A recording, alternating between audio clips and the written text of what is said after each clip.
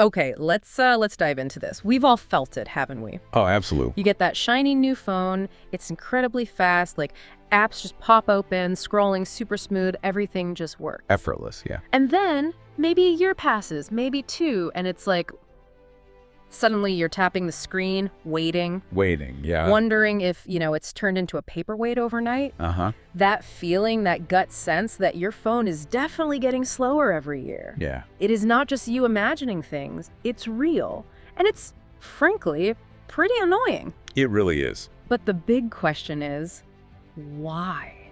Why does this keep happening? Right. And what's really interesting here and what our sources dig into is that it's almost never just one single reason. Okay. It's more like a mix of things happening all at once. Some are kind of predictable, like, wear and tear, Sure. but others are less obvious. And maybe surprisingly, some factors might even be, well, let's say intentional. Intentional. Okay, intriguing. Yeah. So this deep dive, we're basically going to peel back the layers on why your phone might be feeling sluggish and hopefully give you some real insights. Exactly. That's the mission today. We want to arm you, the listener, with a solid understanding of why phones age the way they do, performance-wise. We're pulling directly from some really good material on phone longevity secrets. Yeah, good stuff there.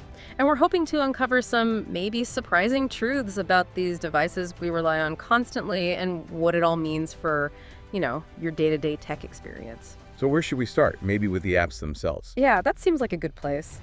Apps aren't static, are they? They get updated all the time. Constantly. And those updates often mean they need more power, more processing juice, more memory. Right, they become heavier over time. So an app that ran perfectly fine on day one might struggle a bit a year or two later on the same hardware. Precisely. Developers are always adding new features, better graphics, more complex functions, and they're usually testing on the latest phones. Which brings us to the actual phone updates, the operating system updates. Ah, yes. The double-edged sword. How so? They bring security patches, new features. Yeah. Sounds good, right? It does. And security is crucial, definitely. But often those big OS updates are really optimized for the new models being released around the same time. Gotcha. So your older phone gets the update, but it might not have the horsepower, the specific chips, to run it as smoothly as the new flagship does. Exactly. It can handle it usually, but maybe not as efficiently. Yeah. So things can feel a little slower, a little laggier. Okay, so heavier apps, updates designed for newer gear. What else? You mentioned junk. Yeah, cached data. Think of it like temporary files your phone stores to load things faster next time.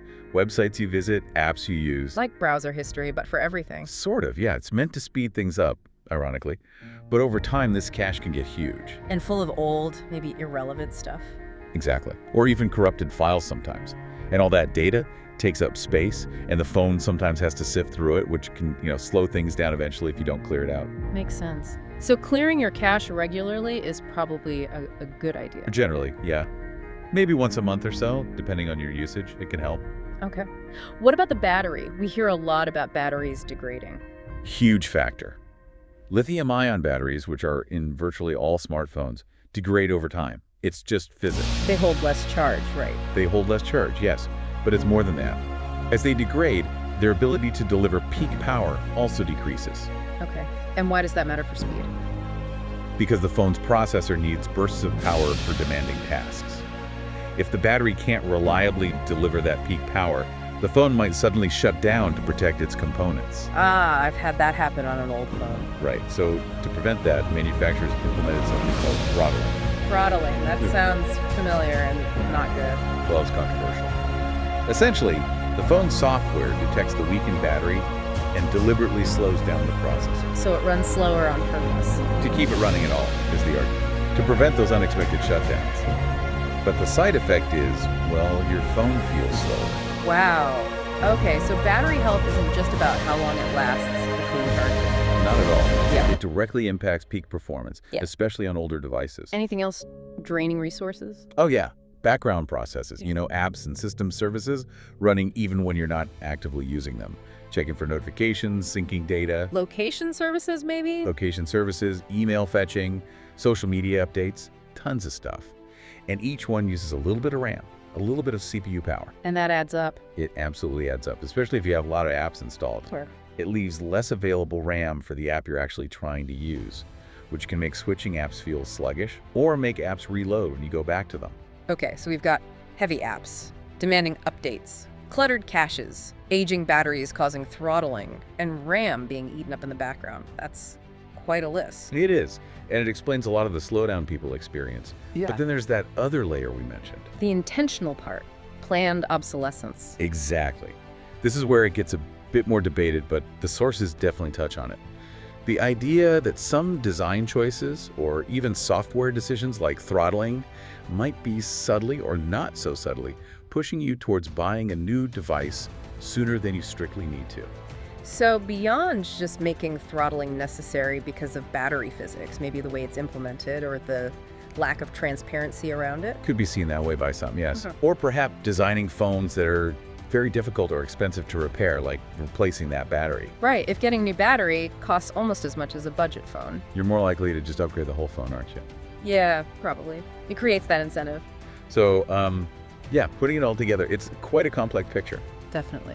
So wrapping this up, we've really seen today that the slowing down of your phone isn't some mystery. It's a result of several concrete factors. You've got apps getting heavier, updates that are really built for the next generation of phones, all that cache junk building up. Right, the digital clutter. And the big ones, battery aging leading to that performance throttling we talked about, and background services just constantly sipping away at your RAM. And layered on top of all that, this shadow of potential planned obsolescence. The idea that maybe, just maybe, some manufacturers are entirely motivated to make your current phone last forever. It certainly makes you think.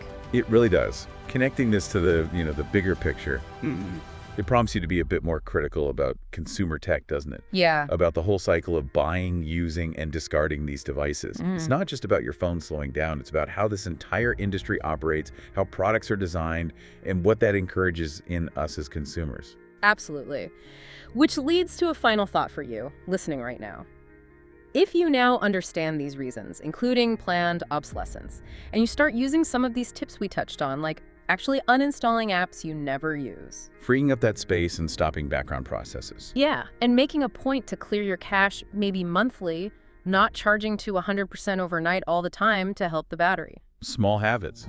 Big difference potentially. And especially that point about maybe skipping a major OS update if your phone is, say, over 3 years old and running fine. If doing these things can genuinely extend the useful life of your phone. Which they often can. Then what does that really tell us about the way tech companies design these products in the first place? And now that you know this, how might that change how you choose your next phone? Or even just how you treat the one you have right now? Something to definitely mull over.